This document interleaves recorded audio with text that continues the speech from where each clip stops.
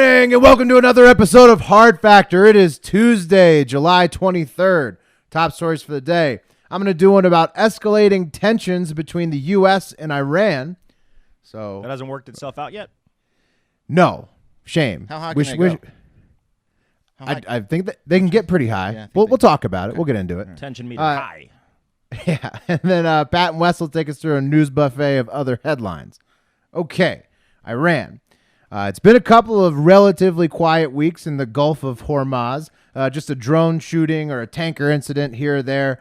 But you know it had to get escalated. Iran likes to stir it up. So on Friday, they seized a British-owned oil tanker. And when asked why they seized it, they claimed for polluting. But apparently there were conflicting stories. So they heard polluting and some other things, and there was really no proof of polluting. Basically, Iran grabbed this tanker, and when asked why, they just screamed random answers. So we wanted it. You know we wanted it. Right. It was like they were like a tenant trying to hide a cat from a nosy super, landlord. Like I'm telling you, it's the no AC over there. That's what's going on. No AC in July. You start seizing stuff. That's a good explanation. And the no porn. Well, yeah, they have porn. It's just different, Wes. It's just the women are clothed. And it's just like they'll show their hair a little bit. Sounds hot. Yeah. It's all relative, man. All right. That's one explanation, the no AC and the odd porn. But I think they really took it in response to Britain doing the same thing to get to them a few weeks ago. Britain seized the Iranian oil tanker off the Strait of Gibraltar because they were taking stuff to Syria. So tanker for a tanker. Yeah. Eye for an eye. You don't want to be a tanker man these days. Yeah, it's a hairy business right now. Yeah. Even though Britain claims that they're not on board with the Trump administration's maximum pressure on Iran strategy, they said Britain is now deploying its navy with a, quote, heavy heart.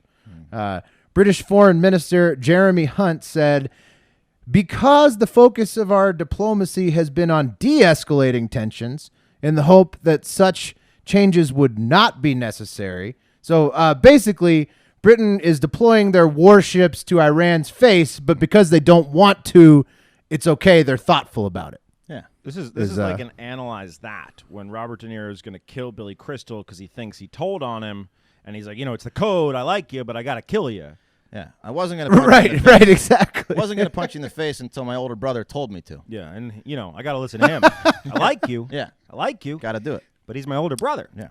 Yeah, so Wes is on the train that maybe this is a showing of hand that they're moving more towards the Brexit mindset.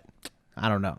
We'll see. Meanwhile, Iran claimed on Monday that they have captured 17 Iranian spies who work for the CIA, so Iranian nationals who they claim were spying for the CIA. They're all to be tried and potentially put to death. Some of them have already been sentenced to death for spying on Iranian nuclear facilities on behalf of the U.S. Which, by the way, they're just watching scientists not being able to solve problems. That's what's going on over there. It's just like it's the saddest thing, watching Iranian scientists try to get the bomb. It's like, come on, guys. Come on. Right. They're behind. It's probably on the internet.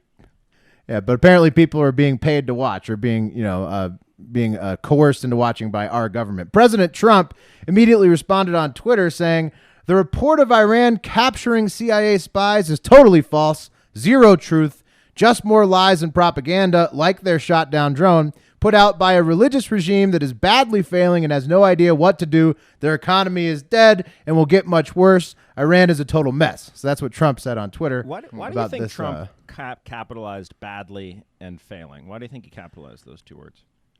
To really get the point across. Okay, cool. That's not like a thing, or it's like not like a noun we need to know about, like a person, place, or a thing. No, and he also badly failing, caps right there. Yeah. So Secretary of State Mike Pompeo is, of course, backing Trump, saying that if Britain isn't on board with the maximum pressure strategy, then, they better just go get their own tanker. And that Iran is definitely lying about the spy situation. So that's Pompeo's take. Lockstep with Trump. And one funny part about the spies, Iran claims to have foiled the plots of all 17 alleged spies without them having gotten a shred of information for the U.S., which, if you think about that, if you're busting 17 of your own people for spying on your own shit, you have not caught them all. Right. And You should also be- also your people really want to spy on you. Bad They're vetting easy to process. convince. You should also Yeah. be disappointed in your education system because those 17 men were raised in Iran and they didn't email, they didn't text, they were handwriting their spy information. They got Right. nothing to the U.S. It's a joke. Yeah, low quality spying. Yeah. So I mean, either way, whether it's real and you have a ton of U.S. spies in your midst, or it's a bunch of baloney, just seems like it sucks to be Iran in this situation. Yeah, well, they went with a real high number to claim. If they would have been like 2 or 3, but Right. 17. It's a lot. It's a Yeah, lot, it's a especially lot. considering I guess they're not CIA operatives. Impressive. But Not operatives, no, like Iranian nationals who are spying for the CIA. well, I do have to say this: if it is true and they do have guys that are helping us out, I hope those guys are okay because that fucking sucks. Yeah, not fun to be caught. In Iran, No. especially. You don't want to get caught in Iran. That's one. And then also, what was that? You don't want to be caught anywhere being a spy. Yeah, it's You true. think it's a fucking Sunday drive if you get caught by the U.S. being a spy? Well, I doubt it. I know at least there's AC in where they're going to Maybe hold in you. Switzerland, if you're caught as a Oh, spy, it'd be great, it might bro. be okay. Yeah, It'd be great. Yeah, fine. they'd Right. talk to you about it. Why'd you do this? Yeah. I don't know. You want some Well, cold water? maybe it's all bullshit anyways. All the That's water's what cold here. that's what Trump's claiming. All right, taking it to the internet. An all-time takequake from the Hard Factor correspondent and horse enthusiast Mildred Gilboa, replying to a video post on Facebook about the alleged CIA spies being captured in Iran. Mildred Gilboa says, "This is what Obama and John Kerry has been shooting for." And then makes you think. Red flag Stephen Schwartz says, "Mildred Gilboa, what?" And Mildred Gilboa says, "Stephen Schwartz, haven't you heard that these two have been going to Iran and giving them our military secrets? They want a war." Yeah. Haven't you heard that the maid is stealing my money? Why, I fired her. I have been wondering where Obama's been, and now I know. Yeah. He's been in Iran. Well, Mildred's got us covered. Trying Thank to start God. a shadow war. Yeah. Exactly. Someone check on Mildred. All right, I hope you guys are hungry. Yeah. Because we got a big fat news buffet for you. Let's eat. All right, Larry Moreau Moncada of Council Bluffs, Iowa, mysteriously vanished 10 years ago without a trace. Larry, who worked as a clerk at No Frills Supermarket, was last seen by his parents when he became upset and ran out of their home about 10 years ago. One theory where Larry went was that he'd been deported back to Honduras, but the U.S. Immigrations and Customs Enforcement agencies had no record of him.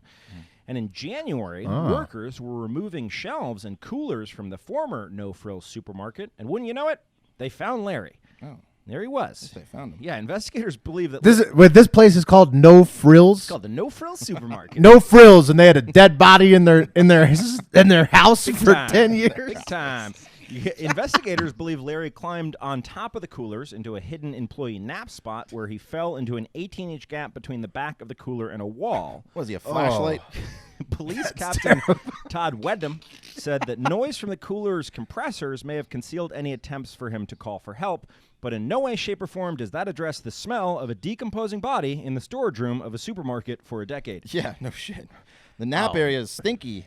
Yeah, hey man, Yeah. I haven't seen Larry, but it kind of smells in the storeroom. Think we should check it out? That's what I'm saying. Like, talk about not giving a shit about your job. Like the manager there, or just like they pretend like the decaying body smell doesn't exist for that. Right, and it's for, in the cooler for area. months. The first thing you're going to do is clean the coolers out, and then it still smells like dead Larry. You got to That do is something horrible. about that. Yeah. Don't want to buy any meat from that supermarket. You They know don't- that yeah. someone went up on in the nap spot too and saw Larry and was like, "I don't get paid enough for Yeah. this." Also, don't ever go to a grocery store called No Frills. True. Yeah. It's just telling you straight up, this food's gonna suck. Welcome to Salmonella Grocery. All right, well, fellas, I think we knew it couldn't last forever, and it hasn't. I'm talking about the Hong Kong protests being civil and peaceful as violence has erupted there, and the chief executive of Hong Kong, Carrie Lam, is pulling a Trump and refusing to take sides after some Beijing supremacists, a.k.a. gangs, The triads. carried out attacks against anti-China demonstrators as they presumably crammed into the subway system after another day of protests. Wow. Yeah, so Lam did almost exactly what Trump did after the Charlottesville attacks and pretty much said there were bad people on both sides, even though only one group carried out the attacks. She almost insinuated that the attacks may have been warranted because Hong Kongers defaced the China liaison building. So an attack on a building structure should be met with an attack on people, I suppose, even though I don't think the building was injured too badly.